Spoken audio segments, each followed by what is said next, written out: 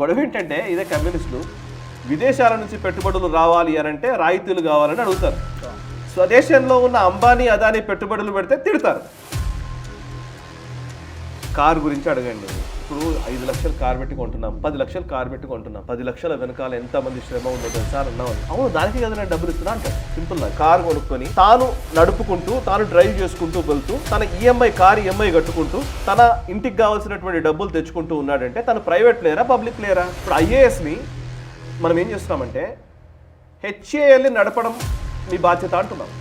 ఒక most important వస్తువుని ఆహారాన్ని మనకు అందిస్తున్నాడు కాబట్టి ఆయన దేవుడు రైతు, రైట్?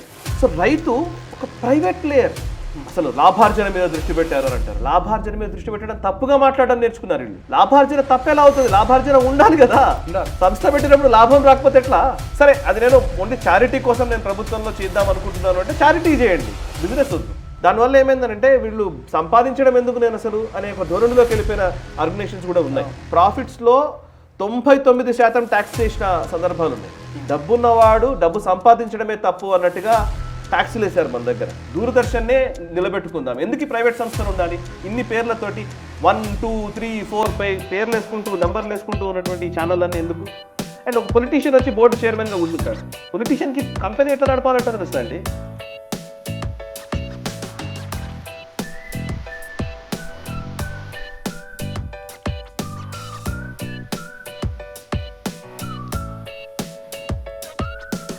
నమస్తే, వెల్కమ్ టు నేషన్ ఫస్ట్. మన దేశంలో ప్రైవేటు రంగాన్ని, ప్రైవేటు రంగ సంస్థలను లేదా కార్పొరేట్ కంపెనీలను చాలా మంది ప్రజలు విలన్లుగా చిత్రీకరిస్తుంటారు, విలన్లుగా చూస్తూ ఉంటారు. మోదీ సర్కార్ అన్ని రంగాల్లోనూ ప్రైవేటు కంపెనీలను ఆహ్వానిస్తోంది, ప్రభుత్వ రంగ సంస్థలను దారాదత్తం చేస్తోంది, రాసిచ్చేస్తుంది అన్నటువంటి విమర్శలు మనం తరచూ వింటూ ఉంటాం. ఈ అంశాన్ని గురించి ఇవాల్టి ఎపిసోడ్లో మనం మాట్లాడదాం. నాతో స్టూడియోలో అందుబాటులో ఉన్నారు Nationalist hub CEO Sai Krishna గారు.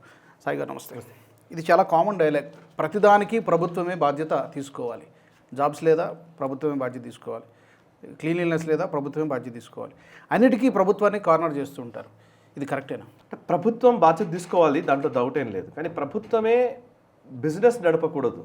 దర్ ఇస్ నో, యాక్చువల్లీ దీనికి ఒక సేయింగ్ కూడా ఉందన్నట్టు.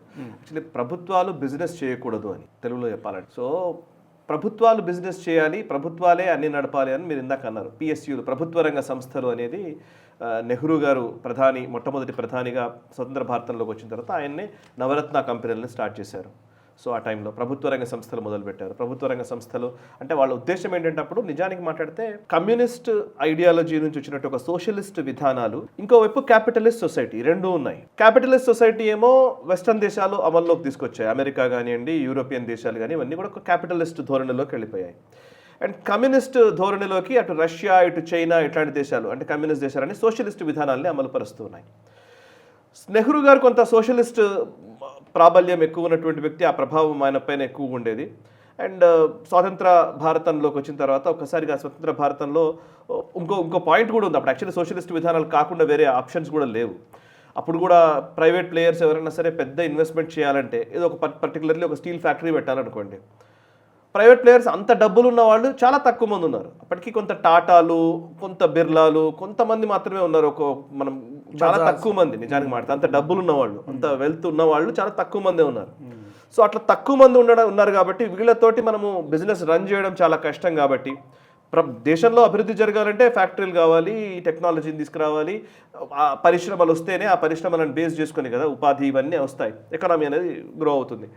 సో అట్లాంటి టైంలో స్వాతంత్రానంతర భారతంలో ఒక ఛాలెంజ్ ఏంటంటే ఇంత డబ్బులు ఉన్న వాళ్ళు, సంపద కలిగినటువంటి వాళ్ళు చాలామంది లేకుండింది, తక్కువ. అండ్ ఉన్నప్పటికీ కూడా రాజులు లేకపోతే దీవాన్లు లేకపోతే ఇట్లాంటి వాళ్ళు కొంతమంది ఉన్నా కూడా వాళ్ళు కేవలం బ్యూరోక్రటిక్ ఆలోచనలకి, చదువుకే పరిమితం అయ్యారు కానీ బిజినెస్ ధోరణిలో వాళ్ళు ఎక్కువ ఆలోచించలేదు. సో అట్లాంటి టైంలో ప్రభుత్వమే మనం సంస్థలు ఏర్పాటు చేయాలి, ఆ సంస్థల ద్వారా మనం అభివృద్ధి చేయాలనేది అప్పుడు వచ్చినటువంటి విధానం. అందుకే ఆయన ప్రభుత్వ రంగ సంస్థలను ఏర్పాటు చేశారు. తదనంతర కాలంలో 70s, 80s, 90s అప్పటి వరకు కూడా ఈ ప్రభుత్వ రంగ సంస్థలను అట్లా ముక్కుతూ మూలుగుతూ అట్లా వాటిని అట్లా నెట్టుకుంటూ రావడమే చూసాం మనం. సో అందుకే మీకు పెద్ద ఆవిష్కరణలు జరగలే. ఎవరైనా ఒకరు బయట నుంచి ఇన్వెస్ట్ చేయాలి కదండి, ఇంకోరు ఎవరైనా డబ్బులు ఇన్వెస్ట్ చేస్తేనే కదా. ఇప్పుడు మనమే ఒక ఆర్గనైజేషన్ నడపాలనుకున్నాం అనుకో, నడపాలంటే మన దగ్గర తెలివితేటలుంటే సరిపోదు, డబ్బు కావాలి, ఎవరో ఒకరు డబ్బులు పెట్టాలి కదా. ఆ డబ్బు పెట్టే వాళ్ళు ఒకరు ఉంటేనే ఈ తెలివితేటలు చాలా వేగంగా ముందుకెళ్తాయి, అంతే కదా న్యాచురల్గా. సో అట్లాంటి టైంలో ఇన్వెస్టర్స్ లేని ఒక పరిస్థితులు ఉన్నప్పుడు మన దగ్గర ఇన్వెస్టర్స్ అంత డబ్బులు ఉన్న వాళ్ళు లేరు, ఉన్నవాళ్ళు కొంతమంది డెవలప్ అయిన వాళ్ళు ఉన్నారు, కానీ వాళ్ళు కూడా చాలా కష్టపడుతున్న పరిస్థితే. నిజానికి ప్రాఫిట్స్లో 99% ట్యాక్స్ చేసిన సందర్భాలు ఉన్నాయి. డబ్బున్నవాడు డబ్బు సంపాదించడమే తప్పు అన్నట్టుగా ట్యాక్సులు వేశారు మన దగ్గర. 90% ట్యాక్స్, 99% ట్యాక్సులు కూడా వేసిన సందర్భాలు ఉన్నాయి మన ప్రభుత్వాలు. ఎందుకంటే ఎవరు డబ్బు సంపాదిస్తే వాడి దగ్గర నుంచి డబ్బులు వస్తేనే కదా నా గవర్నమెంట్ నడిచేది అనే దగ్గరికి వెళ్ళిపోయారు లాస్ట్కి. దానివల్ల ఏమైందంటే వీళ్ళు సంపాదించడం ఎందుకు నేను అసలు అనే ఒక ధోరణిలోకి వెళ్ళిపోయిన ఆర్గనైజేషన్స్ కూడా ఉన్నాయి. సో ప్రభుత్వ విధానాలు ప్రభుత్వ రంగ సంస్థల్ని బలోపేతం చేయడం మీదనే దృష్టి పెట్టారు. ప్రభుత్వ రంగ సంస్థలు బలోపేతం కావాలంటే ఏం చేయాలి? ఎవరో బ్యూరోక్రాట్స్ని దానికి నియమించాలి, అంతే కదా. ఈ ప్రభుత్వ రంగ సంస్థలు ఎవరు చూస్తారు అంటే ఏదో మేనేజ్మెంట్ స్టడీస్ చేసిన వాళ్ళు కాదు, అడ్మినిస్ట్రేటివ్ సర్వీసెస్లో మెళకువలు నేర్చుకున్న వాళ్ళు, ఇండియన్ అడ్మినిస్ట్రేటివ్ సర్వీస్ IASలు వాళ్ళని తీసుకొచ్చి దీంట్లో కూర్చోబెట్టారు. IAS చేసిన వాళ్లకు ఏం తెలుసు, ఏం ట్రైనింగ్ ఉంటుంది? నిజానికి సేవా దృక్పథంతో ఎలా పనిచేయాలి, అండ్ కాన్స్టిట్యూషన్ పరంగా అంటే రాజ్యాంగాన్ని ఎలా అమలుపరచాలి, అండ్ చిన్న చిన్న క్లస్టర్స్లో ప్రభుత్వాన్ని నడిపించడానికి కావాల్సినటువంటి విధానాలు ఎలా రూపకల్పన చేయాలి, ఎలా అమలుపరచాలి, వీటి మీద ఎక్కువ వాళ్ళు నేర్చుకుంటారు నిజానికి IASలు. కానీ వాళ్ళను బిజినెస్ రన్ చేయమని పంపించాం మనోళ్ళు, అని ప్రభుత్వ రంగ సంస్థను నడిపించమని వాళ్ళని పెట్టారు.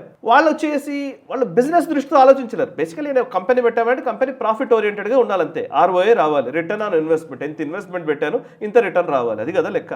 ప్రభుత్వం ఇంత డబ్బు ఖర్చు పెడుతోంది, ఇంత లాభాల్లోకి దాన్ని తీసుకొస్తే అది మనుగడ సాగిస్తుంది, అండ్ దానికి అది నిలబడుతుంది, అట్ ద సేమ్ టైం అది ప్రాఫిట్స్ తీసుకురావాలి, ఇది కదా లుక్. ప్రాఫిట్స్ అనేదే బూతుగా మార్చేశారు తర్వాత కాలంలో ఈ కమ్యూనిస్ట్ సిద్ధాంతాల వల్ల, ఈ కమ్యూనిస్టు సోషలిస్టు భావజాలాల వల్ల. ఏం చేశారంటే అసలు ప్రాఫిట్స్ అనేదే తప్పు, లాభార్జన కోసం సంస్థలు ఉండకూడదన్న దృక్పథాన్ని తీసుకొచ్చారు. ఇప్పుడు మీరు చూడండి, ఎనీ యూనియన్, ఏ కార్మిక సంఘం గురించి మాట్లాడినా, ఏ ఉద్యమకారులు అయినా, లేకపోతే ఈ కమ్యూనిస్ట్ థియరీలు మాట్లాడే వాళ్ళైనా అని అసలు లాభార్జన మీద దృష్టి పెట్టారు అని అంటారు. లాభార్జన మీద దృష్టి పెట్టడం తప్పుగా మాట్లాడడం నేర్చుకున్నారు వీళ్ళు. లాభార్జన తప్పెలా అవుతుంది? లాభార్జన ఉండాలి కదా, సంస్థ పెట్టినప్పుడు లాభం రాకపోతే ఎట్లా? ఈ ప్రశ్న ఎవరు అడగలేదు, ఈ ప్రశ్న అడగడం మానేశారు. అవును, లాభార్జన కోసం పనిచేయం మేము, అది చాలా గొప్ప సిద్ధాంతంగా మార్చేశారు తర్వాత కాలంలో. మార్చేసి అవునండి మేము ఓన్లీ ఉపాధి కోసం మాత్రమే పనిచేస్తున్నాం. సింగరేణి గురించి ఎవరైనా మాట్లాడారు అనుకోండి, సింగరేణి లాభార్జన మీద దృష్టి పెట్టింది, కార్మికుల సంక్షేమం మీద దృష్టి పెట్టట్లేదు అంటారు. కార్మికుల సంక్షేమం ఇవ్వాలి అని అంటే సింగరేణి లాభాల్లోకి రావాలి. This is the basic fund of any business. Okay, సరే, అది నేను ఓన్లీ చారిటీ కోసం నేను ప్రభుత్వంలో చేద్దాం అనుకుంటున్నాను అంటే చారిటీ చేయండి, బిజినెస్ వద్దు.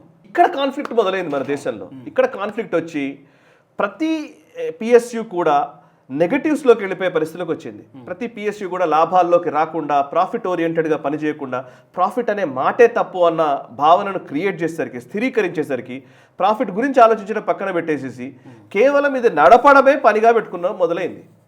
సంస్థలు ఏర్పాటు చేయడానికి కారణం ఏంటి? నెహ్రూ గారు అనుకున్న కారణం ఏముండి ఉంటుందంటే, నిజంగా ఇవాళ ఇన్వెస్ట్ చేసే వాళ్ళు పెద్దవాళ్ళు లేరు కాబట్టి ప్రభుత్వమే ఇన్వెస్ట్ చేయాలి, ప్రభుత్వ రంగ సంస్థలు నడిపించి తద్వారా మనం అభివృద్ధి చేయాలనేది ఆలోచన ఉండి ఉంటుంది. దానికో 5-year ప్లాన్ పెట్టుకున్నారు, పంచవర్ష ప్రణాళికలు, ఇంకోటి ఎకనామిక్స్లోకి నేను వెళ్ళను, but basically this is the concept. So ప్రభుత్వ రంగ సంస్థలు వచ్చాయి, సరే, వచ్చిన తర్వాత లాభం అనేది తప్పు అనే పరిస్థితిని క్రియేట్ చేశారు ఫస్ట్. 2, ప్రభుత్వ రంగ సంస్థ ఎందుకు ఉందయ్యా అనంటే ఉపాధి ఇవ్వడం కోసమే ఉంది అనే ఒక భావనని స్థిరీకరించారు.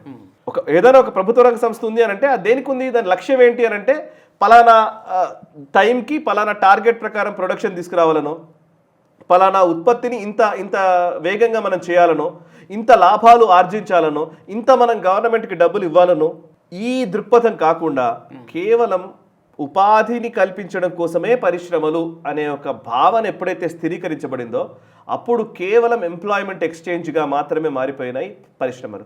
అక్కడ అసలు సమస్య మొదలైంది. అక్కడి నుంచే ఈ ప్రైవేట్ పట్ల వేహ్యత, ప్రభుత్వం అంటే ఒక ప్రభుత్వ రంగ సంస్థ అంటే అదేదో నాది ఆస్తి అనే ఒక భావనకు తీసుకొచ్చారు. నేను కొంచెం సింప్లిఫై చేసి ఇంకొన్ని విషయాలు చెప్తాను, లేటర్ ఆన్ మనం డిస్కస్ చేద్దాం. ముఖ్యంగా సాయి గారు, 2014 తర్వాత మోదీ గారు పవర్లోకి వచ్చిన తర్వాత ఈ విమర్శ చేసేవాళ్ళు ఎక్కువైపోయారు. మొత్తం మోదీ సర్కార్ అన్ని రంగాల్లోకి ప్రైవేటు కంపెనీలను ఆహ్వానిస్తున్నారు, ప్రైవేటు కంపెనీలకి, కార్పొరేట్ కంపెనీలకి దోచిపెట్టేస్తున్నారంటే విమర్శ చాలా ఎక్కువ వచ్చింది. రైల్వేలో వచ్చాయి, బట్ దాని ద్వారా ఏం మేలు జరుగుతుందనేది చాలామందికి తెలియడం లేదు. రైల్వేలో వచ్చారు, ప్రైవేటు ప్లేయర్స్ వచ్చారు, ఇప్పుడు స్పేస్లో కూడా వస్తున్నారు, వేరు రంగాల్లో వస్తున్నారు. ఈ విమర్శకి మీరు ఎలాంటి? బేసికల్లీ ప్రైవేట్ అండ్ పబ్లిక్ ఏది పబ్లిక్ ఏది ప్రైవేటు దీని మీద మనకు క్లారిటీ రావాలి. ప్రభుత్వ రంగ సంస్థలో ప్రైవేటు పెట్టుబడులు లేదా ప్రైవేటు వ్యక్తులు ప్రైవేటు జోక్యము అంతే కదా, ఇదే కదా మనం మాట్లాడేది. అంతే. సో ఫస్ట్ పాయింట్ నేను అడిగేది ఏంటంటే ఈ దేశంలో అత్యధిక జనాభా అంటే ఈ దేశపు వెన్నెముక రైతు అంతే కదా. వ్యవసాయ ఆధారిత దేశం మనది అంతే కదా. మన ఎకనామిక్స్ అంతా కూడా వ్యవసాయానికి చుట్టూతోనే ఉన్నాయి. సో వ్యవసాయం ప్రైవేటా పబ్లికా? ప్రైవేట్. ఎంటర్‌ప్రెన్యూర్ లాగానే కదా. ఒక రైతు పెట్టుబడి పెట్టే 6 గాలం శ్రమించి పంట చేతికి వస్తే ఆ పంటని దిగుబడిని బేస్ చేసుకొని ఆయన మార్కెట్కి తీసుకొచ్చి దాన్ని అమ్ముకొని తద్వారా తన కుటుంబాన్ని తనని పోషించుకునే ఒక పరిస్థితిలోకి తీసుకొస్తారు. అండ్ ఆయన అన్నదాత ఎందుకు అయ్యాడంటే అవసరమైన వస్తువుని పండిస్తున్నాడు. ఆయన శ్రమను పెట్టి అవసరమైనటువంటి వస్తువు, అది లేకపోతే తిండి లేకపోతే ఆహారం లేకపోతే మనం బతకం కాబట్టి ఒక మోస్ట్ ఇంపార్టెంట్ వస్తువుని ఆహారాన్ని మనకు అందిస్తున్నాడు కాబట్టి ఆయన దేవుడు రైతు. రైట్. సో రైతు ఒక ప్రైవేట్ ప్లేయర్. తనకున్నటువంటి 1 ఎకరం భూమి కావచ్చు, 5 ఎకరాల భూమి ఉండి కావచ్చు, 10 ఎకరాల భూమి ఉండొచ్చు, 20 ఎకరాల భూమి ఉండొచ్చు, ఎంతన్నా భూమి ఉండొచ్చు. బట్ ఆ పర్టికులర్ భూమిని తాను ఇది నా ప్రోడక్ట్, నేను దీని నుంచి ఒక ప్రోడక్ట్ తీసుకురావాలి, ఈ ప్రోడక్ట్ని నేను సెల్ చేసి తద్వారా నా కుటుంబం నిలబడాలి, తద్వారా నేను నాకు సంబంధించిన వాళ్ళకి నేను దాంట్లో పనిచేసే వాళ్ళకు ఉపాధి ఇచ్చేవాళ్ళు, కూలీలు ఉంటారు, ఇంకోటి కౌలుకు సంబంధించినవి రకరకాల అంశాలు దాంట్లో ఇన్వాల్వ్ అయి ఉంటాయి. రైట్. సో మన భారతదేశపు ఎకానమీ వ్యవసాయం ఆధారంగా ఉంది. కానీ వ్యవసాయం చేస్తున్నటువంటి ఆ రైతుని ఆయన ఒక ప్రైవేట్ ప్లేయర్. యాక్చువల్లీ ఆయనకి ప్రభుత్వం పెట్టుబడికి సాయం చేస్తోంది, ప్రభుత్వం దిగుబడి విషయంలో దిగుబడి వచ్చిన తర్వాత మద్దతు ధర కల్పిస్తోంది, అండ్ మార్కెట్ కమిటీల్లో ఎటువంటి పొరపచ్చాలు లేకుండా ఇబ్బందులు రాకుండా ఉండే విధంగా మార్కెట్లని స్థిరీకరించడము, దాంట్లో ఉండే సమస్యల్ని క్లియర్ చేయడము అవి చేస్తోంది. అంటే పాయింట్ ఏంటంటే మీకు ఇన్వెస్ట్మెంట్ కావాలి, పెట్టుబడి కావాలి, పెట్టుబడి ప్రభుత్వం ఇస్తారంటోంది పెట్టుబడి సాయం కింద. ఇప్పుడు ఈ మధ్య కాలంలో అది వచ్చింది అనుకోండి, ఇస్తోంది. అండ్ మీరు ఆలుగారం శ్రమిస్తారు కాబట్టి మీరు చేసిన పంట ఒకవేళ ప్రకృతి వైపరీత్యాలు పోతే నేను మిమ్మల్ని ఆదుకుంటానంటోంది. అండ్ మీరు చేసిన పంట దిగుబడికి తగ్గ రేటు కల్పిస్తానంటోంది. మార్కెట్లో ఎటువంటి అవకతవకలు లేకుండా చూస్తానని ప్రభుత్వం చెబుతోంది. అంటే మీరు మీ పంటని ఒక ప్రైవేట్ ప్లేయర్ చేసే పనిని నేను ప్రొటెక్ట్ చేస్తున్నాను, ప్రభుత్వం ప్రొటెక్ట్ చేస్తోంది. కానీ ప్రభుత్వం వచ్చి పంట పండించట్లే. ఓకే, ఇప్పుడు ప్రభుత్వమే సోషలిస్ట్ విధానాల ప్రకారం చూడాలంటే మరి నిజంగానే చైనాకి వెళ్తే చైనాలో ప్రైవేట్ వ్యక్తి ఎవరికి కూడా భూమి ఉండదు వాళ్ళ చేతిలో, వాళ్ళ కంట్రోల్లో. మొత్తం ప్రభుత్వం కంట్రోల్లో ఉంటుంది భూమి, ప్రభుత్వమే కంట్రోల్ చేస్తుంది. వాళ్ళు డిసైడ్ చేస్తారు ఈ యొక్క 5 ఎకరాలు పలానా ఒక 100 ఎకరాలు ఓన్లీ మీరు పత్తి మాత్రమే వేయాలి, ఎక్కడ వేయాలో వాడు డిసైడ్ చేస్తాడు. అక్కడ ఆ పర్టికులర్ భూమి ఎవడైతే అక్కడ ఓనర్లు ఉండరు కాబట్టి అందులో అందరూ పని చేయాలని రూల్ పెడతాడు. లిటరల్లీ మాడితే చైనాలో భూమి ఓనర్షిప్ ఉండదు, ప్రభుత్వం దగ్గరే ఉంటుంది మొత్తం. అదే మావోయిస్ట్ థియరీకి ఫాలో అవుతున్నటువంటి ఇక్కడ మావోయిస్టులు ఏమో దున్నేవాడితే భూమి అంటారు, కంప్లీట్ రివర్స్ మాట్లాడతారు. మావోనేమో ఎవరికి అసలు భూమి ఉండకూడదు అన్నాడు, బట్ వీళ్ళేమో దున్నేవాడితే భూమి అంటారు. ఇక్కడ అది ఇదొక కాన్ఫ్లిక్ట్ అనుకోండి, అదే విషయం, దాంట్లోకి వెళ్ళను. బట్ పాయింట్ ఏంటంటే ఒక ప్రైవేట్ వ్యక్తులు ఆధారంగా చేసుకునే ఈ వ్యవస్థలు నడుస్తున్నాయి. ఈ వ్యవస్థ నడుస్తున్నదే రైతు దగ్గర నుంచి ప్రతి వ్యక్తి. ఒక కిరాణా షాప్ నడుపుతున్నాడు, ఆయన ప్రైవేటా పబ్లికా? ప్రైవేట్ ప్లేయరే.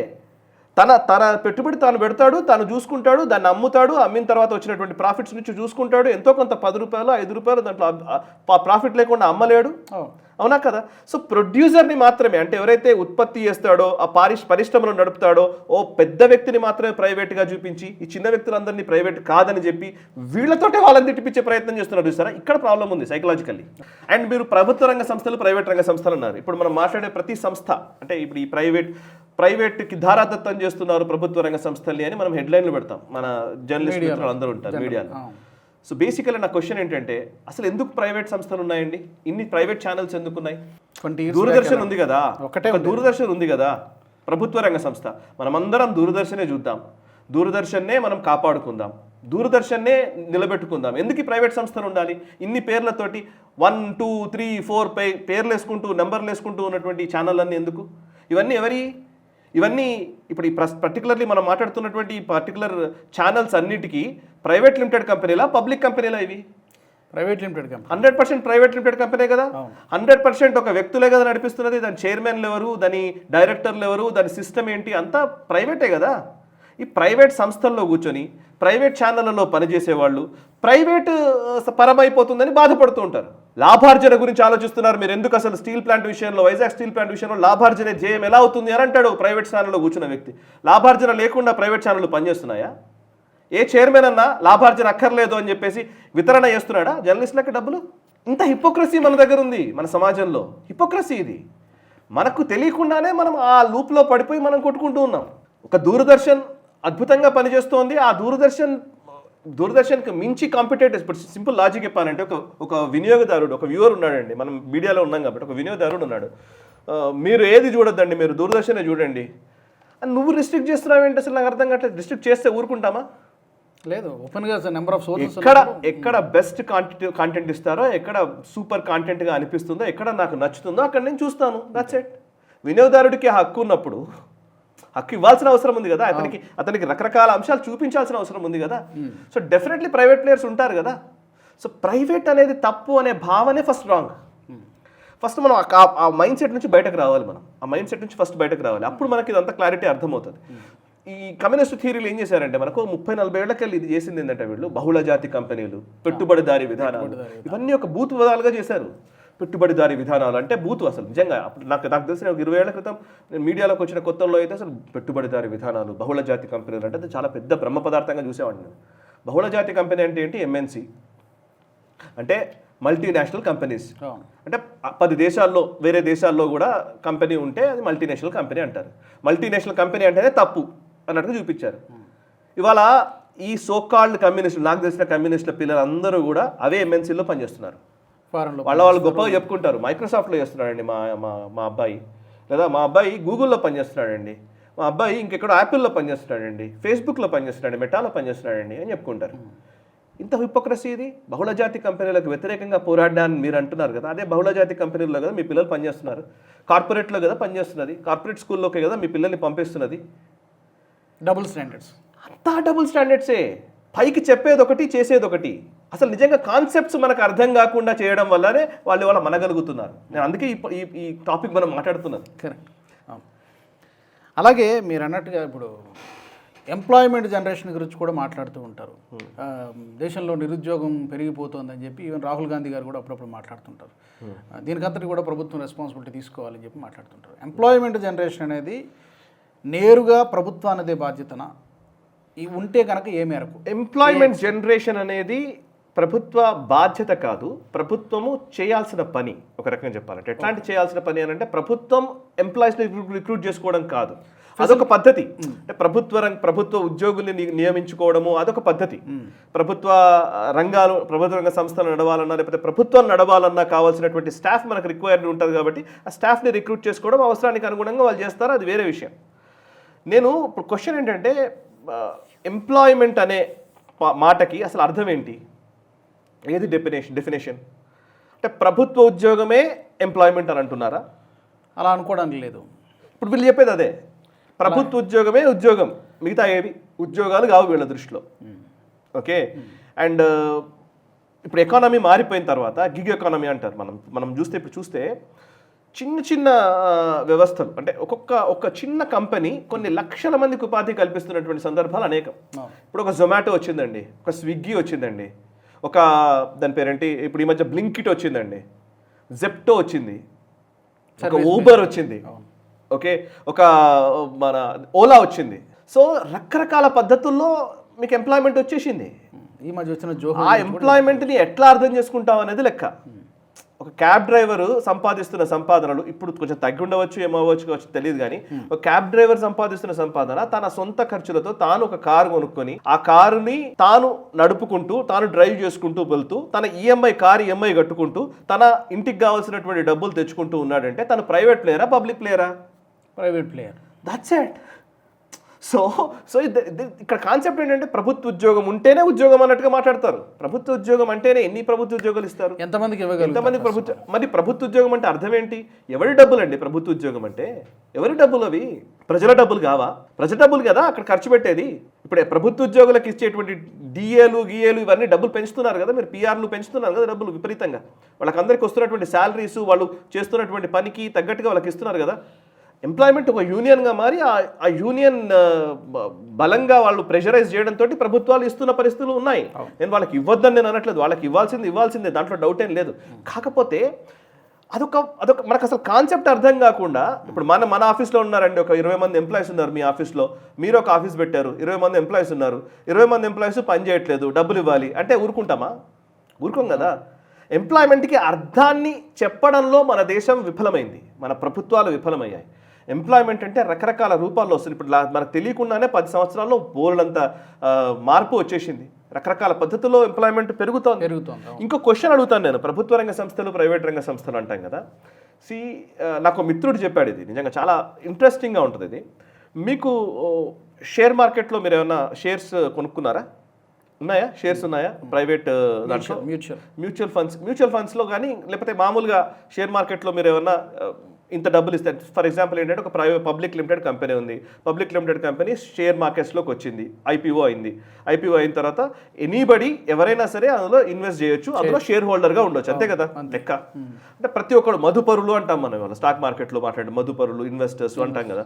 ప్రతి ఒక్కడు ఇన్వెస్టర్. నేను ఒక రిలయన్స్కి సంబంధించి ఒక 10 షేర్లు కొనుక్కున్నానంటే నేను కూడా అందులో షేర్ హోల్డర్ని. నాకు కూడా ప్రతిసారి మెసేజ్ వస్తుంది, వాళ్ళు ఏదైనా కీలక నిర్ణయాలు, బోర్డు రెజల్యూషన్ తీసుకున్నప్పుడు నాకు కూడా మెసేజ్ వస్తుంది. డిపెండ్స్ ఆన్ ద కంపెనీ స్ట్రక్చర్ని బట్టి ఉంటాయి, వాళ్ళ ఎంత లెవెల్లో ఇవ్వాలో అంత వాళ్ళకి ఇస్తారు. సరే, ఓకే. క్వశ్చన్ ఏంటంటే షేర్ హోల్డర్స్ చాలా వాటిల్లో ఉన్నారు కదా ప్రైవేట్ దాంట్లో. అవును. ఇప్పుడు మీరంటే మ్యూచువల్ ఫండ్స్లో పెట్టారు, నేను ఎక్కడా పెట్టలేదండి, నాకు అసలు ఎక్కడా లేదు, నాకు షేర్స్ లేనట్ట ఉన్నట్ట? లేవు, అంతేనా? అలా అంటారేంటండి? ఇప్పుడు ప్రభుత్వ రంగ సంస్థలన్నీ నావే కదా. ప్రభుత్వం దగ్గర 100% షేర్లు ఉన్నాయి, 100% షేర్లు ప్రభుత్వం దగ్గరే ఉన్నాయి. ఒక హెచ్ఏఎల్లో 100%, జస్ట్ ఎగ్జాంపుల్ చెప్తున్నాను, నెంబర్స్ వద్దు, బట్ చెప్తున్నాను. ఒక ప్రభుత్వ రంగ సంస్థ అంటే ప్రభుత్వం దగ్గర 100% షేర్లు ఉన్నాయి అంటే ప్రభుత్వమే నడుపుతోంది ఆ సంస్థని. అంటే ప్రభుత్వం అంటే ఎవరు? ప్రజల సొమ్ము, ప్రజలందరికీ షేర్ హోల్డర్స్, అంతే కదా అందులో ఉన్నది. మనం అందరం షేర్ హోల్డర్స్ దాంట్లో. ఓకే, ఇండైరెక్ట్ గా మన షేర్ హోల్డర్స్, మన దగ్గర సర్టిఫికేట్ లేకపోవచ్చు కానీ బట్ మనమే షేర్ హోల్డర్స్, రైట్? ఒక ప్రైవేట్ సంస్థ, ఒక రిలయన్స్లో ఏదైనా అవకతవకలు జరిగాయనుకోండి, ఆ షేర్ హోల్డర్స్ అందరికీ రెజల్యూషన్ డీటెయిల్స్ పోతాయి, వీళ్ళకి ఓటింగ్ రైట్స్ ఉంటాయి చాలా వాటిల్లో, తెలుసా మీకు? చాలా వాటిల్లో ఓటింగ్ రైట్స్ ఉంటాయి. ఒక డైరెక్టర్ని మార్చాలన్నా, ఒక సీఈఓని మార్చాలన్నా, ప్రైవేట్ కంపెనీస్, పబ్లిక్ లిమిటెడ్ కంపెనీస్కి చాలా రెస్ట్రిక్షన్స్ ఉంటాయి, గవర్నమెంట్ చాలా రెస్ట్రిక్షన్స్ పెడుతుంది. అందులో ఏ మార్పులు చేయాలన్నా, చేర్పులు చేయాలన్నా, ఏది చేయాలన్నా అని షేర్ హోల్డర్స్ అందరికీ ఇన్ఫార్మ్ చేయాలి. ఖచ్చితంగా 3 నెలలకోసారి ఒక బోర్డు రెజల్యూషన్ పెట్టాలి. ఖచ్చితంగా ప్రాఫిట్స్కి సంబంధించి మీరు ఎప్పటికప్పుడు మీరు డిక్లరేషన్స్ ఇస్తూ ఉండాలి. మీ విజన్ ఎప్పటికప్పుడు వీళ్ళకి షేర్ చేస్తూ ఉండాలి.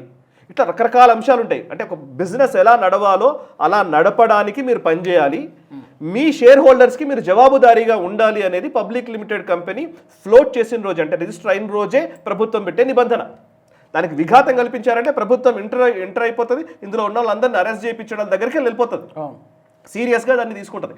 సత్యం రామలింగరాజు ఇష్యూ రాగానే ప్రభుత్వం ఇన్వాల్వ్ అయిపోయింది అక్కడ. ఇష్యూ షేర్లలో వాటిల్లో వీటిలో అవకతవకలు ఉన్నాయనగానే, ఎందుకంటే ఇన్వెస్టర్స్ నష్టపోకూడదు, ఇది కదా మన లైన్, ఇన్వెస్టర్స్ నష్టపోకూడదు అని.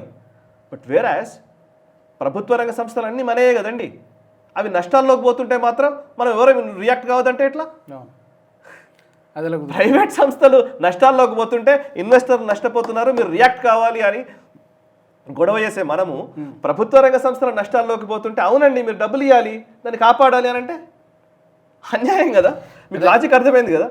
ఇప్పుడు ప్రభుత్వ రంగ సంస్థలు నష్టపోతుంటేనేమో అది నష్టపోయినా కానీ మీరు డబ్బులు ఇవ్వాలండి ప్రభుత్వము అంటాం. ఇక్కడ అదే ప్రైవేట్ కంపెనీ నష్టపోతుంటేనేమో లేదు అట్లెట్లా నష్టపోతుంది, వాడిని అరెస్ట్ చేయాలి. ఆ పర్టికులర్ రామలింగరాజును అరెస్ట్ చేశారు కదా పాపం, చేశారు. ఏ ప్రభుత్వ రంగ సంస్థ, ఏ ప్రైవేట్ లిమిటెడ్ కంపెనీ అయినా ఏదైనా అవకతవకలు చేసి తీసుకుపోయి లోపలేస్తారు కదా. విజయ్ మాల్యా డబ్బులు ఎగ్గొట్టడానికి పారిపోయాడు కదా ఊరు వదిలి, మన దేశం వదిలి. ఓకే, మరి ఇక్కడ ఎవరండి బాధ్యత? ప్రభుత్వ రంగ సంస్థ నష్టాల్లోకి పోతుంటే బాధ్యత ఎవరిది? ఎవరు బాధ్యులు? ఐఏఎస్ బాధ్యుడా? పర్టికులర్ మినిస్టర్ బాధ్యుడా? ఎవరు బాధ్యుడు? కలెక్టివ్గానే తీసుకోవాలి. అది బాధ్యత ఇవ్వకపోగా అవి అట్లాగే నష్టాల్లోకి పోతాయి, మీరు డబ్బులు ఇవ్వండి అని అంటున్నాం మనం. ఇది ఆర్గ్యుమెంట్ మనది. ఎంత అన్యాయమైన ఆర్గ్యుమెంట్ ఇది. ప్రభుత్వ రంగ సంస్థల మీద ఒక విమర్శ ఉంది. అన్ని ప్రభుత్వ రంగ సంస్థలకి ఇది అప్లికేబుల్ అవుతుందని చెప్పలేం, కానీ అకౌంటబిలిటీ ఉండదు, ఏదో వస్తారు వెళ్తారు 9 to 5 జాబ్ లాగా అనేటువంటి విమర్శ ఉంది. దాని ప్రభావం కొన్ని సంస్థలు మనం కోట్ చేయొచ్చో చేయలేము, కానీ కొన్ని సంస్థలు అంటే నాణ్యత ఉండదు. ఒకప్పుడు రైల్వేస్ ఎలా ఉండేవి, ఇప్పుడు ఎలా ఉన్నాయి, ఎయిర్ ఇండియా అలాంటి సంస్థలు, ఇలాంటివి ఎగ్జాంపుల్స్ చాలా చెప్పుకుంటూ పోవచ్చు. అకౌంటబిలిటీ ఉండదు, ఒక సెక్యూరిటీ ఉండడం వలన క్వాలిటీ ఉండదు అనేటువంటి ఒక విమర్శ. ఇప్పుడు మన దగ్గర ప్రాబ్లం ఏంటంటే మన వ్యవస్థలోనే సమస్యలు ఉన్నాయండి. ఐఏఎస్ అంటాం, Indian administrative services, IPS Indian police service, IFS Indian foreign service, ఇట్లా ఉన్నాయి కదా విభాగాలు, బ్యూరోక్రాట్స్కి సంబంధించిన విభాగాలు ఉన్నాయి. ఐఎఫ్ఎస్ అంటే ఏంటి అర్థం? ఫారెన్ రిలేషన్స్ మీద ట్రైన్ అయిన వ్యక్తి, చాలా కాంపిటెంట్, బాగా చదివాడు, యూపీఎస్సీ క్రాక్ చేశాడు, వచ్చి తను ట్రైనింగ్ తీసుకొని ఫారిన్ రిలేషన్స్ మీద పట్టు సంపాదించినటువంటి వ్యక్తి. అడ్మినిస్ట్రేటివ్ సర్వీస్ ఐఏఎస్ అంటే పర్టికులర్లీ మన అడ్మినిస్ట్రేషన్ మీద, అంటే భారతదేశపు వ్యవస్థలు ఎలా నడవాలి అనే అంశానికి సంబంధించి పూర్తి పట్టు సాధించినటువంటి వ్యక్తి. పోలీస్ వ్యవస్థ, లా అండ్ ఆర్డర్ మీద పట్టు సాధించినటువంటి వ్యక్తి ఐపీఎస్ కదా. ఇప్పుడు ఐఏఎస్ని మనం ఏం చేస్తున్నామంటే హెచ్ఏఎల్ని నడపడం మీ బాధ్యత అంటున్నాం. అట్లాంటిదే ఒక లెక్క. ఒక ఎన్టీపీసీని నడపాల్సిన బాధ్యత నీది అంటున్నాం, లేదా ఒక కంపెనీని నడపాల్సిన బాధ్యత నీది అంటున్నాం, ఒక పెట్రోలియం కంపెనీని నడపాల్సిన బాధ్యత నీది అంటున్నాం. అందులో కొంచెం ఎక్స్పర్టీజ్ ఉన్న వాళ్ళని పెడుతున్న సంస్థలు, అద్భుతంగా నడిపిస్తున్న సంస్థలు చాలా ఉన్నాయి. ఫర్ ఎగ్జాంపుల్ వైజాగ్ పోర్ట్ ఉండేది. వైజాగ్ పోర్ట్కి సంబంధించి, షిప్ యార్డ్కి సంబంధించి దానికి చైర్మన్ గాను, దానికి ఆఫీసర్గా మన పివిఆర్కే ప్రసాద్ గారిని వేశారు. ఆయన వచ్చిన తర్వాత ప్రాఫిట్స్లోకి వచ్చేసింది అది షిప్ యార్డ్. అట్లా చాలా అద్భుతాలు చేసిన వాళ్ళు చాలా మంది ఉన్నారు.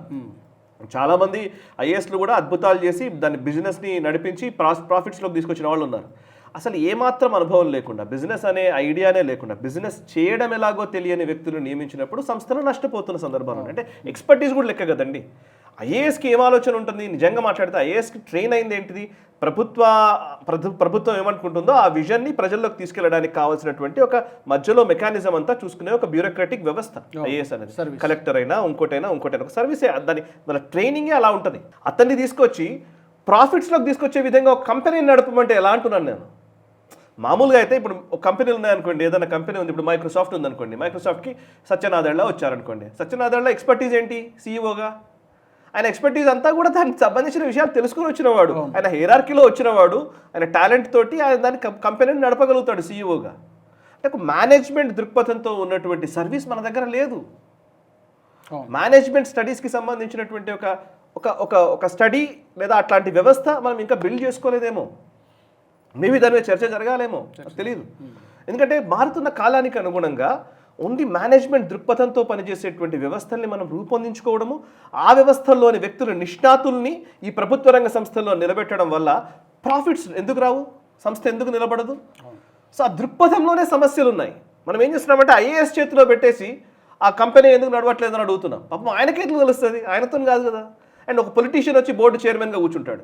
పొలిటీషియన్కి కంపెనీ ఎట్లా నడపాలంటో తెలుస్తుందండి. కంపెనీ నడపడం మనకు తెలుస్తుంది. జనరల్గా మాడితే ఇప్పుడు మనమే ఉన్నాం అనుకోండి, నేను కూడా కంపెనీ లేదా ఒక ధర్మజ్ఞ బ్రాడ్కాస్టింగ్ ప్రైవేట్ లిమిటెడ్ అనే కంపెనీ నడుపుతున్నాను, దానికో సీఈఓగా నేను ఉన్నాను అనుకుందాం. అంటే నా ఉద్దేశం ఏంటి? నేను అన్నింటినీ అనుసంధానించుకోవాలి. కాంటెంట్ చూసుకోవాలి, మార్కెటింగ్ చూసుకోవాలి, లేకపోతే ప్రాఫిట్స్లోకి తీసుకురావడానికి ఏం చేయాలో చూసుకోవాలి, నాకు ఇన్వెస్టర్స్ని వెతుక్కోవాలి. రకరకాల పద్ధతులు ఉంటాయి కదా, ఇవన్నీ చేయాలి కదా అని చేయాలి. వీటన్నిటికి సంబంధించిన అవగాహన నాకు ఉండాలి కదా. అంటే ఏంటి? నేను నేర్చుకోవాలి కదా, నాకు మేనేజ్మెంట్ స్టడీస్ నేర్చుకోవాలి, నాకు ఇంకోటి అసలు కంపెనీలు ఎలా పనిచేస్తాయో తెలుసుకోవాలి, ఇవన్నీ ఉంటాయి. ఓన్లీ బ్యూరోక్రటిక్ విధానాల వల్ల కంపెనీలు పెరగవు. సో మనం ఆ సోచ్లోకి వెళ్లకుండా ఆ ప్రభుత్వ రంగ సంస్థ అలాగే ఉంటుంది, దాన్ని అలాగే మనం పోషిస్తూ ఉండాలి, దానికి డబ్బులు ఇస్తూనే ఉండాలి, దాన్ని నిలబెడుతూనే ఉండాలి అని మాట్లాడడం వల్ల ఈ సమస్యలు వస్తున్నాయి. ఇవాళ కొత్తగా ఇప్పుడు ఎయిర్ ఇండియా ఉంది. ఎయిర్ ఇండియాకి ఇప్పుడు టాటా వచ్చారు. టాటా వచ్చిన తర్వాత లాభాల్లోకి తీసుకురావడానికైనా ప్రయత్నం చేస్తున్నాడు. టాటా స్టైల్లో వాళ్ళు పనిచేస్తారు. Let them do that. What's wrong in it? And ఇంకోటి, ఇప్పుడు లాస్ట్ 15 సంవత్సరాల్లో ఏంటంటే 11 సంవత్సరాల్లో మోదీ గవర్నమెంట్ వచ్చినాక ప్రభుత్వ రంగ సంస్థలు నిర్వీర్యం అయిపోతున్నాయన్న ఆర్గ్యుమెంట్ చేస్తున్నారు కదా. నిజానికి ప్రభుత్వ రంగ సంస్థలు ఇప్పుడు లాభాల్లోకి వస్తున్నాయి. తెలుసా మీకు? ఇది చాలా లాభాల్లోకి వస్తున్నాయి. పిఎస్యూలు చాలా వరకు లాభాల్లోకి ఉన్నాయి. గూగుల్ చేస్తే చాలా స్టోరీస్ ఉన్నాయి, ఒకటి కాదు రెండు కాదు, చాలా స్టోరీస్ ఉన్నాయి. సో ప్రైవేట్ ప్లేయర్స్కి ధీటుగా ప్రభుత్వ రంగ సంస్థలు పనిచేస్తున్నాయి. షిప్ యార్డ్ కంపెనీస్ దగ్గర నుంచి, డిఫెన్స్లో ఉన్నటువంటి చాలా పెద్ద పెద్ద కంపెనీల దగ్గర నుంచి, అసలు డిఆర్డిఓ దగ్గర నుంచి, నిజంగా చెప్పాలంటే ప్రభుత్వ రంగంలో ఉన్నటువంటి అనేక వాటిల్లో అద్భుతమైన వర్క్ జరుగుతుంది. ఇప్పుడు హెచ్ఏఎల్ సూపర్గా కోటాను కోట్ల రూపాయల ఆర్డర్స్ హెచ్ఏఎల్కి వచ్చాయి. ఆ కాంపిటెన్సీని చూపిస్తున్నారు కాబట్టి ఇస్తున్నారు. మేబీ హెల్దీ కాంపిటీషన్ కూడా ఒక కొంత కారణం. కాంపిటీషన్ లేకుంటే సమస్య. బిఎస్ఎన్ఎల్ నా బాధ ఏంటంటే, ఇప్పుడు ఎవరో చెప్తుంటారు నాకు, యాక్చువల్లీ బిఎస్ఎన్ఎల్ ఇదివరకు మనకు ఒక ఫోన్ కావాలనంటే గవర్నమెంట్ అధికారులతో రికమెండేషన్ ఇప్పించుకుంటే కానీ ఫోన్ వచ్చేది కాదు. నెలల తరబడి వెయిట్ చేయాల్సి వచ్చేది. ఒక సిమ్ కార్డు కావాలన్నా ఒక కనెక్షన్ కావాలన్నా ఏముంది, ఎయిర్టెల్ ఇవి వచ్చాయి, అసలు నీ ఇంటికే వచ్చి ఇచ్చిపోతున్నారు వాళ్ళు. అవును, వినియోగదారుడికి ఈజీ అయింది, సులువైంది, ఎట్ ద సేమ్ టైం పని ఫాస్ట్గా జరుగుతోంది, అండ్ ఆ కంపెనీ కూడా నిలబడుతోంది. సో ప్రైవేట్ ప్లేయర్స్ వల్ల చాలా లాభాలు, ప్రైవేట్ ప్లేయర్స్ వల్లనే ఈ దేశం పురోగతి చెందుతుందండి. నిజంగా నేను చెప్తున్నాను, there is no other things. ప్లేయర్సే ఈ దేశాన్ని నడిపిస్తున్నది, ఇది మనం అర్థం చేసుకోవాలి. ఒక రైతు దగ్గర నుంచి, ఒక కిరాణా కొట్టు దగ్గర నుంచి, ఒక అంబానీ అదానీ వరకు మొత్తం ప్రతి వ్యవస్థ ప్రైవేట్ వాళ్ళ చేతిలోనే నడుస్తున్నాయి. ప్రైవేట్ వాళ్ళే బాగా చేస్తున్నారు, ఎఫిషియెంట్గా చేస్తున్నారు, no doubt about it. Of course ప్రభుత్వ రంగ సంస్థలు చేయట్లేదు అంటే చేస్తున్నారు. ఇప్పుడు ఇస్రో లాంటివి అద్భుతంగా చేస్తూనే ఉన్నాయి. ఇస్రో ఎంత గొప్పగా వర్క్ చేస్తున్నారు వాళ్ళు, వండర్ఫుల్. రెండింటి అనుసంధానించుకునే వ్యవస్థను మనం బిల్డ్ చేసుకోవాలి. కానీ ఇది తప్పు, ఇది రైట్ అనే వ్యవస్థలు తప్పు. నేను ఒక ఆర్గ్యుమెంట్ ఎప్పుడు చేస్తూ ఉంటాను. ఇప్పుడు మన కమ్యూనిస్ట్ మిత్రులు ఉన్నారు ఇక్కడ చాలా మంది. అసలు నాకు చాలా ఆశ్చర్యం వేసేది ఏంటంటే ప్రత్యేక హోదా అనేవాళ్ళు ఇంతకుముందు, ఇప్పుడు అంటే ఇప్పుడు అనట్లేదులే ఆంధ్రప్రదేశ్లో. కానీ ప్రత్యేక హోదా ఇస్తే రాష్ట్రం బాగుపడుతుంది అనేది ఆర్గ్యుమెంట్ మీకు తెలుసు కదా. దానికి కారణం ఏం చెప్పేవాళ్ళు, నేను అడిగేవాడిని ప్రత్యేక హోదా ఎందుకు అని అంటే, ప్రత్యేక హోదా ఉండడం వల్ల ప్రభుత్వ రాయితీలు ఉంటాయి కాబట్టి పరిశ్రమలు వస్తాయి, పరిశ్రమలు వస్తే ఉద్యోగాలు వస్తాయి. అంటే వాళ్ళ లక్ష్యము ఉద్యోగాలు రావడమే, రైట్. నా ప్రశ్న ఏంటంటే, నీకు ప్రత్యేక హోదా ఇస్తే రాయితీలు ఇస్తే పరిశ్రమలు వస్తాయని అంటున్నారు మీరు. మరి గుజరాత్కి ఎందుకు పోయాయి, ఏం రాయితీలు ఇచ్చారని? సరే వాళ్ళంటే ఆల్రెడీ డెవలప్ అయిన వాళ్ళు, మనం ఇప్పుడు ఏర్పడ్డ రాష్ట్రం కాబట్టి మాకు ఇవ్వాలి అని అంటారు. సేమ్ టైం నేను అడుగుతాను రెండో ప్రశ్న, పెట్టుబడులు అంటే ఏది అర్థం? ఇప్పుడు ఇక్కడ నుంచి దావోస్కి వెళ్తారు, ప్రతి సంవత్సరం దావోస్కి వెళ్తారు. దావోస్లో ఏముంటుంది? దావోస్లో ఎవరుంటారండి? వరల్డ్ ఎకనామిక్ ఫోరంకి సంబంధించినటువంటి సమ్మిట్ అది దావోస్లో జరిగేది. అక్కడికి వచ్చే వాళ్ళందరూ ప్రైవేట్ ప్లేయర్సే, అన్ని దేశాల పెట్టుబడిదారులే వస్తారు. వాళ్ళు రండి మా దేశంలో పెట్టుబడి పెట్టండి అని చెప్పి మన ప్రభుత్వాల నుంచి అక్కడికి వెళ్ళి మనం వాళ్ళకి పిచ్ చేస్తే, వాళ్ళకి ప్రజెంటేషన్ ఇస్తే, వాళ్ళకి నచ్చితే వాళ్ళకి ఇచ్చే సబ్సిడీలు, వాళ్ళకి ఇచ్చే ల్యాండ్ అలొకేషన్స్, ఇన్ఫ్రాస్ట్రక్చర్ డెవలప్మెంట్, వీటిని బేస్ చేసుకుని వాళ్ళు వచ్చి ఇక్కడ ఇన్వెస్ట్ చేస్తారు. అంతే కదా న్యాచురల్గా. సో విదేశాల నుంచి పెట్టుబడిదారులు రావాలి. ఇప్పుడు ఇదే గొడవ ఏంటంటే, ఇదే కమ్యూనిస్టులు విదేశాల నుంచి పెట్టుబడులు రావాలి అని అంటే రాయితీలు కావాలని అడుగుతారు. స్వదేశంలో ఉన్న అంబానీ అదానీ పెట్టుబడులు పెడితే తిడతారు, దోచిపెడుతున్నారని దోచిపెట్టేస్తున్నారు. విదేశాలలో పెట్టుబడిదారులు వచ్చి పెట్టుబడులు పెడితే మాత్రం చాలా మంచిది, బట్ స్వదేశంలో ఉన్నటువంటి అంబానీ అదానీ పెట్టుబడి పెడితే మాత్రం తప్పు. అంబానీకి అదానికి దోచిపెడుతున్నారు మీరు అంటారు. అసలు దోచిపెట్టడం ఏంటి? ఇప్పుడు అంబానీ అదానీ కానీ వీళ్ళకి బేసిక్ కాన్సెప్ట్ లేక మాట్లాడతారు వీళ్ళు. అసలు నిజంగా వీళ్ళకి పొలిటికల్ లిటరసీ పక్కన పెడితే అసలు ఎకనామికల్ లిటరసీ మాత్రం శూన్యమే. నిజంగా నేను మాట్లాడుతున్నాను. కమ్యూనిస్ట్ సిద్ధాంతం నడిపే వాళ్ళందరికీ కూడా ఎకనామిక్ లిటరసీ నాకు తెలిసి నాకైతే అక్కడ కనిపించట్లేదు. లిటరల్గా ఐఎమ్ టెల్లింగ్ దిస్. ఎందుకని అంటున్నారంటే సింపుల్ లాజిక్. ఇప్పుడు ఈ అంబానీ అదానీ డబ్బులు దోచుకుపోతున్నారు అంటారు. అంబానీ అదానీ అలా వాళ్ళకి ప్రాఫిట్స్ బేస్ చేసుకుని వాళ్ళు పనిచేస్తారు, లాభం కోసం. ఇప్పుడు వాడు ఒక $1 బిలియన్ ప్రాఫిట్ వచ్చింది అనుకోండి, $1 బిలియన్ ఎక్కడ ఖర్చు పెడుతున్నాడు ఆయన? మళ్ళీ కంపెనీలు పెడతాడు, మళ్ళీ ఇంకో కంపెనీ పెడుతున్నాడు ఆయన ఒక కంపెనీ కాక ఇంకో కంపెనీ. ఇప్పుడు వీళ్ళ కాన్సెప్ట్ ఏంటి? ప్రత్యేక హోదా వస్తే ఉద్యోగాలు కదా మన లక్ష్యము. పార్లమెంట్ పరిశ్రమలు వస్తే ఉద్యోగాలు వస్తాయి కదా. అంతే. ఒక అంబానీ అదానీ కొన్ని లక్షల మందికి ఉద్యోగాలు ఇస్తున్నాడు. నీకు ఉద్యోగాలే లెక్క అయితే ఇక్కడ ఉద్యోగాలు చాలా మందికి ఇస్తున్నాడు. మరి ఈయన కూడా దేవుడే కదా. తిడతారు. ఇప్పుడు మైక్రోసాఫ్ట్లు, గూగుల్లు, అమెరికాలో ఉన్న సంస్థలన్నీ కూడా నిర్దాక్షిణ్యంగా ఉద్యోగుల్ని లే ఆఫ్ చేసేస్తున్నాయి. నిర్దాక్షిణ్యంగా వేలలో తీసేస్తున్నారు, అసలు ఏమాత్రం అసలు ఆలోచించకుండా. అండ్ కోవిడ్ వచ్చినప్పుడు విదేశీ సంస్థలు మొత్తం ఇట్లా తీసి పడేసాయి అందరినీ ఉద్యోగాలు కదా. ఏమాత్రం సెంటిమెంట్ ఉండదు వాళ్ళకు ఉద్యోగాల పట్ల. బట్ భారతదేశంలో ఉన్నటువంటి ఏ కంపెనీ కూడా ఉద్యోగుల్ని తీసేయలేదు. 99% ఉద్యోగుల్ని రిటైన్ చేసుకున్నారు మన వాళ్ళు. అంబానీలైనా, అదానీలైనా, టాటాలైనా, బిర్లాలైనా, ఆఖరికి ఈవెన్ మన గుజరాత్లోని వజ్రాల వ్యాపారులైనా, ఇంకోళ్ళైనా. సో మన సిస్టమ్ అట్లాంటిది.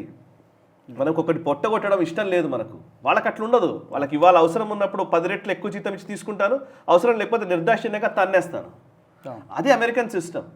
ఇండియన్ సిస్టంలో ఉన్నటువంటి ఇట్లాంటి అంబానీ అదానీ బెటరా, బిల్ గేట్స్ లేకపోతే మార్క్ జకర్బర్గ్ బెటరా?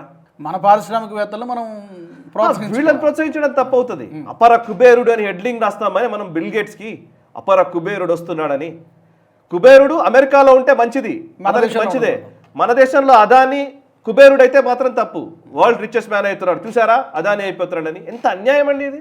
అండ్ అదానీ అంబానీలు కూడా 2014 తర్వాత వచ్చిన వాళ్ళు కాదు కదండి, చాలా రోజుల నుంచి ఉన్నారు. ఎప్పటి నుంచి ఉన్నారు కదా మన వ్యాపారం. నేను అనేది బిల్ గేట్స్ కుబేరుడు అనడంలో మనకి ఏమాత్రం శశభిషలు లేవు, అనుమానాలు లేవు. మంచిగా ఆయనను పొగుడతాం. బిల్ గేట్స్ ని ఆదర్శంగా తీసుకోవాలరా మనము, స్టీవ్ జాబ్స్ ని ఆదర్శంగా తీసుకోవాలని చెప్తాం. సేమ్ టైం అదానియో అంబానీయో ఎందుకు ఆదర్శం కాదు? What's wrong? మీరు అన్నట్టు ఏంటంటే ఆలోచన విధానంలోనే ఎగ్జాక్ట్లీ. అందుకే ప్రైవేటు పబ్లిక్ ఈ కాన్సెప్ట్స్ మీద మనం అర్థం చేయించకపోతే, ఇప్పుడు మనం మాట్లాడుతున్నది మన నెక్స్ట్ జనరేషన్స్ వాళ్ళు, అసలు వాళ్ళు చాలా క్లియర్గా ఉన్నారు, వాళ్ళ క్లారిటీ ఉంది. అందుకే కమ్యూనిస్ట్ సిద్ధాంతం ఫెయిల్ అవడానికి కారణం ఏంటంటే వీళ్ళంతా వాస్తవ దూరంగా మాట్లాడుతున్నారు కాబట్టి ఫెయిల్ అవుతూ వచ్చారు. వీళ్ళు ఉనికి లేదు, వాస్తవ దూరం. వీళ్ళు మాట్లాడేదంతా వాస్తవానికి విరుద్ధంగా కనబడుతోంది. అరే వీళ్ళు చెప్తున్న మాట ఒకటి ఉంది కానీ జరుగుతున్నది ఒకటి కదా, మనకు తెలిసిపోతుంది కదా. అవును. సో అక్కడ నాకు ఈజీగా అర్థమైపోతుంది. కార్ అనేది చూసావా, కార్లో వెళ్తున్నాడంటే ఇంతకుముందు పాతకాలంలో చెప్పేది 25 ఏళ్ల క్రితం, నాకు తెలిసి 25 ఏళ్ల క్రితం చిన్నప్పుడు చెప్పేది అనమాట. కార్లో వెళ్తున్నాడంటే కారులో షికారుకి వెళ్ళే పాలబుగ్గల పసిదిద్దాన పాట ఉంటుంది. ఆ పాట వినండి ఒకసారి ఎప్పుడైనా వీలైతే. కారులో షికారుకి వెళ్ళే పాట వినండి ఒకసారి. అందులో ఎట్లా ఉంటుందంటే, నీ కారు నడుస్తుంది అని అంటే చాలా మంది, కొన్ని వందల మంది కార్మికుల స్వేదంతో నడుస్తోంది అని అంటారు. ఇది థియరీ. నిజమే కావచ్చు కాక, దానికి కష్టపడ్డ కార్మికులందరి శ్రమ ఉండవచ్చు కాక, దానికేం తప్పనడు. బట్ కారులో వెళ్ళడం అంటే, కారులో వెళ్ళడం వాళ్ళందరూ కూడా వీడు కారులో వెళ్తున్నాడంటే వీడు కొన్ని కోట్ల మందిని చంపి ఆ రక్తాంతో ఈ కారు నడుస్తోంది అనే కాన్సెప్ట్లోకి మనల్ని నడుతున్నారు కదా. ఇవాళ నిజంగా యంగ్స్టర్స్ అలా అనుకుంటున్నారా? కొన్ని లక్షల కార్లు అమ్ముడుపోతున్నాయి మీరు చూస్తే. ఇవాళ నేను ఒక సింపుల్ లాజిక్ అండి. ఇప్పుడు మీ ఇంట్లో పిల్లలను, నా ఇంట్లో పిల్లలను, ఎవరినో ఒకరిని అడగండి, కార్ గురించి అడగండి. ఇప్పుడు 5 లక్షలు కార్ పెట్టి కొంటున్నాం, 10 లక్షలు కార్ పెట్టి కొంటున్నాం, 10 లక్షల వెనకాల ఎంతమంది శ్రమ ఉందో తెలుసా అని అన్నావు. అవును, దానికే కదా నేను డబ్బులు ఇస్తున్నా అంటాడు. Simple logic. నువ్వు ఒప్పించలేవు అండి. అంటే వాళ్ళకు ఆ ఎంపతి లేకుండా చేయమని నేను అనట్లేదు. ఆ ఎంపతి ఉండాల్సిందే. ఎస్, దీనికోసం కష్టపడ్డ వాళ్ళని మనం గుర్తుంచుకోవాల్సిందే. ఆ కష్టం చాలా ఇంపార్టెంట్, నేను కాదనట్లేదు. కానీ మన సంతోషాన్ని ఇంకో దానికి ముడిపెట్టి ఈ సంతోషమే తప్పు అనే కోణంలోకి నెట్టేస్తున్నారు చూసారా, అక్కడ సమస్య ఉంది. And this society, Bharatiya society ఏది నాకు ఏ అక్కర్లేదు అనుకున్న సొసైటీ అండి ఇది. అన్నీ వదిలేసి నేను సర్వసంగ పరిత్యాదిలా ఉంటాను అనుకున్న సొసైటీ అండి ఇది. ఇక్కడేం కాంక్షలు ఇవేం లేవు ఇక్కడ సొసైటీలో పెద్దగా. అంటే కోరికలతోటి ఉన్న సమాజం ఏం కాదు ఇది. అట్లా అని చెప్పేసి కోరికలు లేకుండా ఉంచి అలాగే మగ్గేలా చేసి మన వల్ల ఏమీ కాదు అనే ఒక భావన తీసుకొస్తే నెక్స్ట్ జనరేషన్ మనల్ని తిడతారు. సో వెల్త్ క్రియేషన్ అనేది చాలా ఇంపార్టెంట్. ఎవరైతే వెల్త్ క్రియేట్ చేస్తారో వాళ్ళని మనం గౌరవించాలి, వెల్త్ క్రియేషన్ని ప్రోత్సహించాలి. బికాస్ ధర్మ అర్థ కామ మోక్షాల గురించి చెప్పింది ఈ సంస్కృతి. అర్థం చాలా ఇంపార్టెంట్. ధర్మం ఎంత ఇంపార్టెంటో అర్థం అంతకంటే ఇంపార్టెంట్. సో అర్థం గురించి తప్పుగా ఆలోచించడం నేర్పించొద్దు. వెల్త్ క్రియేషన్ మంచిది, డబ్బు సంపాదించడం నేరం కాదు, ప్రైవేట్ అనేవాడు తప్పు కాదు, ప్రైవేట్ అనేవాడు ఈ సమాజానికి కాంట్రిబ్యూట్ చేస్తున్నవాడు. ప్రైవేట్ సంస్థ ఒకటి నడుపుతున్నాడంటే వాడి కష్టం వాడికి తెలుసు, మన కష్టం మనకు తెలుసు. ఎంత కష్టపడతామో, ఎంత ప్రైవేట్ ప్లేయర్, ఎంత ఒక ప్రైవేట్ సంస్థను నడపాలంటే ఎంత కష్టం ఉంటుందో మనకు తెలుసు. ఆ కష్టం తెలియనోడు ఆ పక్కన కూర్చొని ఈ ప్రైవేట్ వాళ్ళు అందరూ దొంగలు అని అంటే కోపం వస్తుంది. కరెక్ట్. మీరు అన్నట్టుగా కార్పొరేట్ సంస్థలను లేదా పారిశ్రామికవేత్తలను విలన్లుగా చూడడం మానేయాలి. ఆ ఆలోచన విధానంలోనే మార్పు రావాలి. వాళ్ళు ఏం కంట్రిబ్యూట్ చేస్తున్నారు ఈ దేశ ప్రగతికి, వెల్త్ జనరేషన్ కానివ్వండి, ఎంప్లాయ్మెంట్ జనరేషన్ కానివ్వండి, జీడిపి కంట్రిబ్యూషన్ కానీ, ఇక చెప్పుకుంటూ పోతే ఇన్నోవేషన్ కానివ్వండి, ఎన్ని రకాల కంట్రిబ్యూషన్ ఉంది. ఇది రకాలుగా కంట్రిబ్యూషన్ చేస్తున్నారు. అవేర్నెస్ ఎంప్లాయీస్ ఎంత ముఖ్యమో ప్రైవేట్ ప్లేయర్స్ అంతే ముఖ్యం. ఎంత ఎక్కువ మంది ప్రైవేట్ కంపెనీస్ వస్తే, ఎంత ఎక్కువ సంస్థలు ఉంటే అంత ఎక్కువ మంచిది. నిజానికి ప్రైవేట్ సంస్థల్లో ఇన్వెస్ట్మెంట్ పెరగాలి. ఇన్వెస్టర్స్ ఇలా ఈ ప్రైవేట్ వ్యవస్థల మీద ఇన్వెస్ట్ చేయడం పెరగాలి. ఆ రోజే మనం బాగుపడతాం. సిలికాన్ వ్యాలీలో అలాగే జరుగుతుంది. సిలికాన్ వ్యాలీలో ఒక స్టీవ్ జాబ్సో లేకపోతే ఒక మార్క్ జకర్బర్గో ఇట్లాంటి వాళ్ళు బిలియనీర్స్ ఎట్లా అయ్యారండి? వాళ్ళు ఒక ఐడియాని ఒకరు ప్రోత్సహించారు, ఒకరు వచ్చి డబ్బులు పెట్టారు, ఆ ఐడియా ఈరోజు ప్రపంచం మొత్తం నడుస్తుంది. అంతే కదా, సింపుల్ లాజిక్. మన దగ్గర ఏమైందంటే మనకి ఇన్వెస్ట్మెంట్ అంటే మనకి రియల్ ఎస్టేట్ ఈజ్ ఇన్వెస్ట్మెంట్, బంగారం కొనడం ఇన్వెస్ట్మెంట్ అయిపోయింది. ఓకే, మన ఇన్వెస్ట్మెంట్ మోడల్స్ కూడా మారాలి, ఆలోచనలు కూడా మారాలి. మన ఇన్వెస్ట్మెంట్ ఎట్లా ఉండాలంటే హ్యూమన్ క్యాపిటల్ మీద ఇన్వెస్ట్ చేసే రోజులు రావాలి. ఒకరి దగ్గర ఒక ఐడియా ఉందనుకోండి, ఐడియా మీద ఇన్వెస్ట్ చేయడం రావాలి. అక్కడ ఏం చేస్తారు అమెరికాలో కూడా, వాళ్ళకు కూడా ప్రాఫిట్స్ లేకుండా ఏమి ఇన్వెస్ట్ చేయరు. ఒక 10 కంపెనీల్లో ఒక ₹1,00,00,000 ఉన్నాయనుకోండి, ఎగ్జాంపుల్ చెప్తున్నారు, ₹1,00,00,000 ఉంటే ఒక 10 కంపెనీల్లో ఇన్వెస్ట్ చేస్తారు. అందులో ఒక 2 కంపెనీలు క్లిక్ అయినా కానీ ఈ ₹1,00,00,000 10 కోట్లకు మారుతుంది. సో అట్లా వాళ్ళు ఆలోచిస్తారు. వాళ్ళ పోర్ట్ఫోలియోస్ కూడా అట్లా మెయింటైన్ చేస్తుంటారు. వాళ్ళు ఇన్వెస్ట్మెంట్స్ కానీ, ఇన్వెస్ట్మెంట్ బ్యాంకింగ్ కానీ, లేకపోతే వీసీ స్ట్రక్చర్ కానీ, వెంచర్ క్యాపిటలిస్టులు కానీ, రకరకాల వ్యవస్థలు ఏర్పడ్డాయి. ఆ దేశాలు అభివృద్ధి చెందిన దేశాలు అయ్యాయి అని అంటే బికాస్ ఆఫ్ దీస్ థింగ్స్. మరి మనం మొత్తంగా వెస్టర్న్ మోడల్ని ఇంప్లిమెంట్ చేయమని అనట్లేదు, బట్ అట్లీస్ట్ దాంట్లో ఉండే మంచిది ఏదైనా ఉంటే దాన్ని తీసుకుందాం. పూర్తిగా సోషలిస్ట్ విధానాన్ని నేను విస్మరించమని కూడా నేను అనట్లేదు, ఉండాలి కొన్ని తీసుకుందాం, కానీ ఆ రెండింటికి కలిపి మనదైన విధానం ఒకటి ఉంది, దాని మీద మనం వర్క్ చేద్దాం అనేది నా పాయింట్. ఇప్పుడు వస్తుంది మీరు అన్నట్టుగా. అయితే ప్రభుత్వం గొప్ప లేకపోతే ప్రైవేట్ గొప్ప, ఈ రెండు తప్పే. Yes, thank you so much Sai గారు. Right sir, thank you. ఇది ఒక ఐ ఓపెనర్ అనే అనుకుంటున్నాను చాలామందికి episode. Thank you very much. మరి ఈ అంశానికి సంబంధించి మీ అభిప్రాయాలను తప్పకుండా మీ విలువైనటువంటి ఫీడ్బ్యాక్ను కామెంట్స్ రూపంలో తెలియచేయండి. మరొక నేషన్ ఫస్ట్ ఎపిసోడ్లో మళ్ళీ కలుసుకుందాం. జై హింద్. ఈ వీడియో మీకు నచ్చినట్టయితే లైక్ చేయండి, 10 మందికి షేర్ చేయండి, అలాగే కామెంట్ల రూపంలో మీ అభిప్రాయాలను మాతో పంచుకోండి. Nationalist hub group of channels ను సబ్స్క్రైబ్ చేసుకుని తెలుగునాట జాతీయవాద జర్నలిజాన్ని ప్రోత్సహించండి. ఈ వీడియో కింద ఉన్న బెల్ ఐకాన్ పై క్లిక్ చేయడం మర్చిపోవద్దు.